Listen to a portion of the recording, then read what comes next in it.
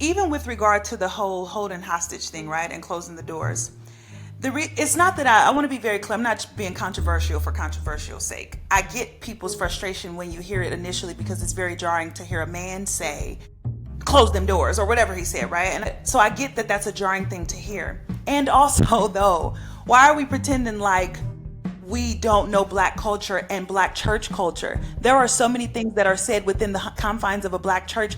Black church are in a lot of ways mirroring to black homes and black circles in general. There are certain things that black people say, certain cadences with which we speak, euphemisms with which we euphemisms we use rather, that people don't understand, that are harsh and that are more brute than other people typically talk to their congregations or their peers or their families alike.